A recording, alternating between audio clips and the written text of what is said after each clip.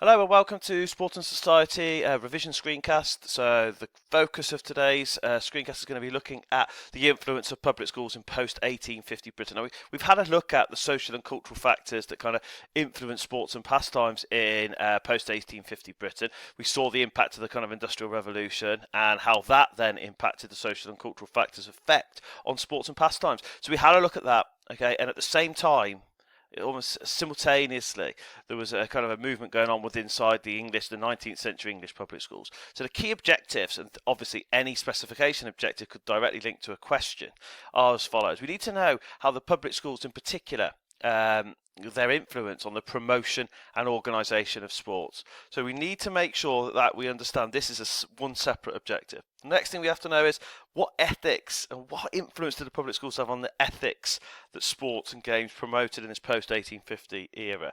Then we have to look at something called the cult of athleticism within 19th century kind of public schools, the meaning of it, the nature of it, and its impact. And finally, we have to look at how the English public schools had a massive, massive influence on the spread and export of games, both nationally and internationally around the world, and have an understanding of that. So that's our key objective. So we just have a quick look onto here. So we have a look at our timeline that we've kind of been looking at quite a lot. If we look down to here, then we're looking at post-1850 Britain.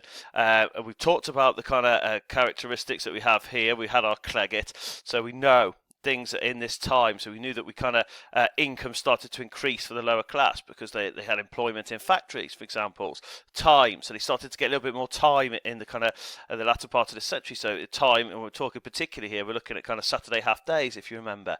On top of that, transport started to emerge. So we had the kind of the formation of the railways, which allowed teams to play competitions such as the FA Cup. So all of these things were starting to education literacy, if I go back up to here, due to the increased education literacy of public school boys, it meant that now the written rules were starting to be formed, which led to the creation of things like national governing bodies. So we've looked at these things here. Now we've got to make sure that we don't forget that, yes, this was happening in post-1850 industrial Britain, but at the same time, all of this stuff that we've talked about in this era would not really be possible without the influence of the public schools. Now, we did touch on it here, but now we need to make sure that we can sum up how important the public schools were.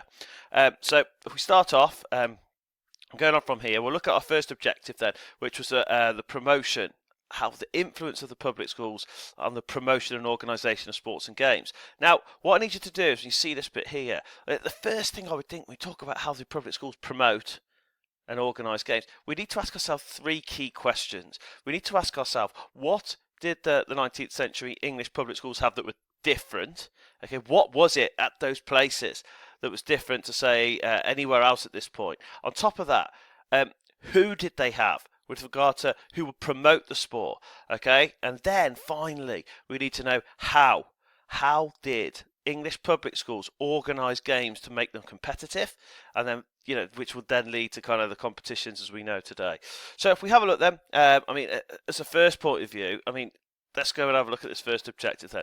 What did the English public schools have that was different? Okay, so at this point we've got to make sure we have an understanding then that the boys were boarders. Okay, so they boarded, they stayed at the schools. Now, of course, after lesson times, that meant they had lots of time to play and practice games such as football or cricket down here. Okay, the next thing, to go to these schools, you had to pay fees. Okay, so middle-class families would be paying fees to go to the schools. Now, this meant that the fees could then be put into specialist facilities and coaches, for example, cricket coaches. On top of that, the public schools had space. Okay, so they had space to build facilities, e.g., if you look down to here, if you look onto this bit here, cricket pitches, football pitches, you had the space to build these kind of facilities there. So they're your key what, okay, time to play games. They had specialist facilities and coaches due to fees, okay, for example, cricket coaches, and then they had space to build facilities. They're the key things we have to say in terms of what there was different. Bearing in mind state education at the time, in kind of main society, you're looking thinking, well, they had very limited kind of sport within those, very limited facilities, and I suppose the product's completely different in the public schools. So going on from here, who did they have? And this is a really important section now. So who did they have? So 19th century English public schools had headmasters, okay, headmasters who promoted sports, such as Dr. Thomas Arnold here. Now, it's obviously a misconception that Dr. Thomas Arnold was extremely kind of keen on kind of sport itself. That's not true. Dr. Thomas Arnold was a man of the cloth, okay? He was an ordained clergyman. He was religion was his thing, and Christianity. So what he saw was when he started at rugby school in Warwickshire, he noticed that kind of the boys were not particularly interested. They were badly behaved. They weren't particularly interested in attending church. So what he started to do is to see the way that sport could actually be used as a vehicle to promote muscular Christianity. So the things you have to know here when you're answering this is the public schools had, this was the first visionary here, which is Dr. Thomas Arnold, who promoted sport. This was a new thing because sport was seen as the enemy. It was seen as a lower class preserve, but he saw it as a way to kind of promote muscular Christianity, which we'll go down to in a minute. On top of that, you had ex-public school boys. Ex-public school boys would go off to university and then they come back for a period as games masters. And this meant they acted as role models. So you might want to put this into your notes. Role models to help promote sport to the young boys at the school at the time. So that's your kind of thing there. And how did they organise the games at the schools? Well, they promoted sport via an inter-house system, which increased competition. On top of that, once the transport links started to improve, the railways, for example, you then had this kind of concept of inter-school games. Okay, so you then started to go off to travel and play against other teams' games. Now, the key thing that was kind of underpinning all this was the kind of the ethics that were kind of linked to these sports. So they played activities such as football or their own school rule version of football, and they were underpinned by the following ethics and values. So in these games, the games were there. They were vehicles to promote muscular Christianity. So, for example, the combination of godliness and manliness, and within that, this led to develop values such as teamwork, sportsmanship, character building, and leadership. These are just some examples of ethics and values within the game. So, for example, leadership, be captain of the team, character building, making a try-saving or a goal-saving tackle at the end. Teamwork, okay, it could be like kind of loyalty to your house, whichever house you were. So example over here of kind of those inter-house games, so schoolhouse versus college house at rugby school, okay, so wherever they were housed, that would be their house, and then that was how they would play. So if you have a look at that, there's your first section, okay, the ethics and values that underpin these games that Dr. Thomas Arnold promoted with ease. You've got to make sure now, in terms of kind of specification objectives, you have got two on this slide. So you've got promotion, an organisation, what was different about the schools, who did they have, how did they organise, and then you've got the ethics and values that were underpinning these games such as football and cricket.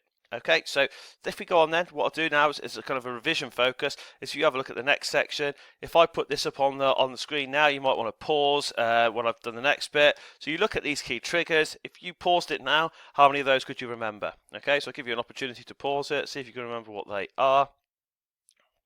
Okay, so let's move on to your next one then. So your next objectives are looking at the following. We have to know then the cult of athleticism, and we need to know the meaning, nature of impact, and then finally we're going to have a look at the influence of public schools on the spread and export of games and the game ethic.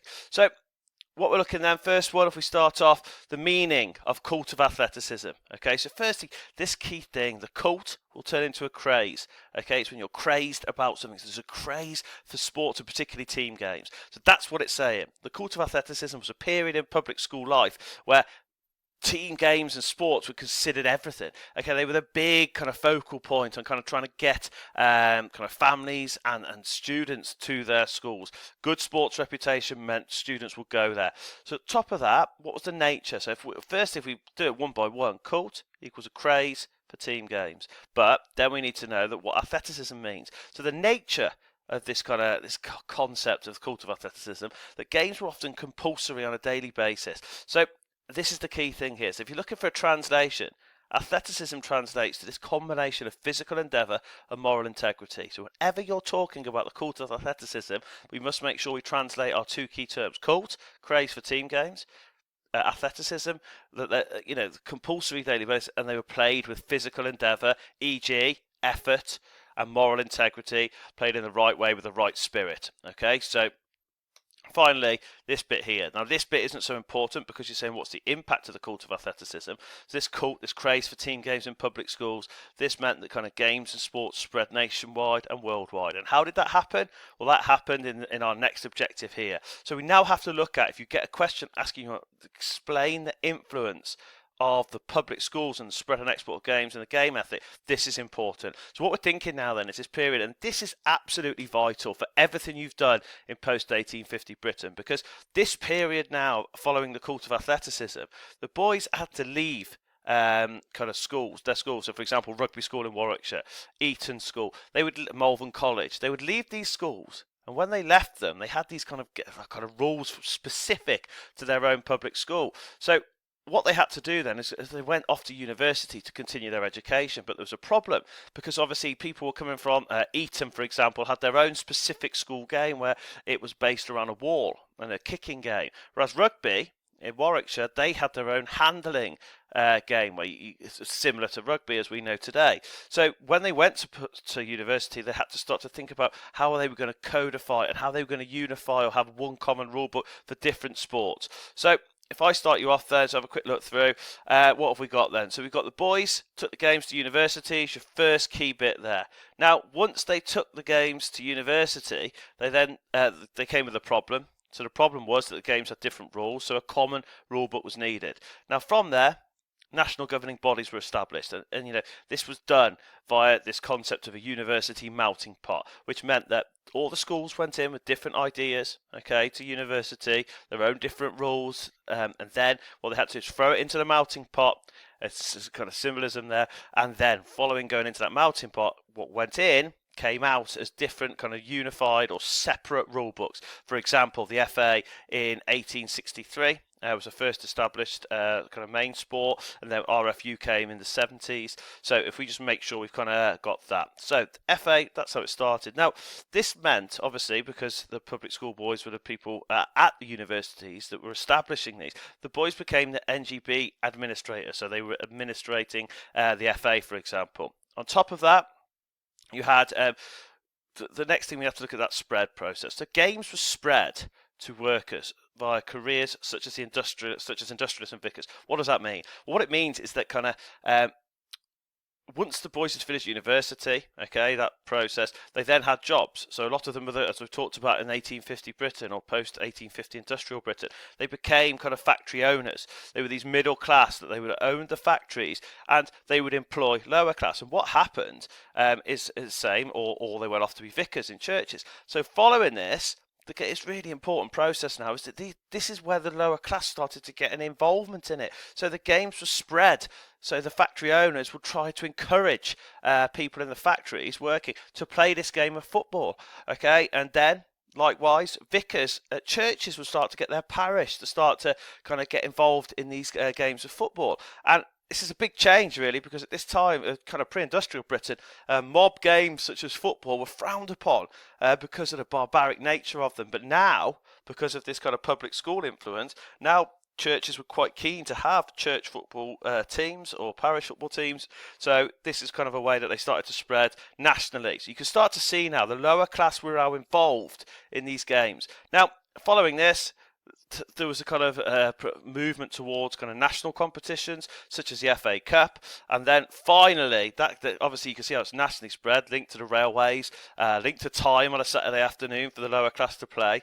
And then of course you get down to this point, sport and games not only were spread nationally, they were also spread internationally. And this went through the British Empire, so British colonies, when people, ex-public school boys were working in careers such as army officers, okay, they would take the sports such as cricket to places like Australia or India, okay, and that's how it started to spread across to the colonies. And of course, these countries now still play and are often very good at these activities, okay. So if we look on now, your job, that's a slide of information there on the cult of athleticism and the influence of public schools. If I turn it over now, let's have a little look at see how much you've retained.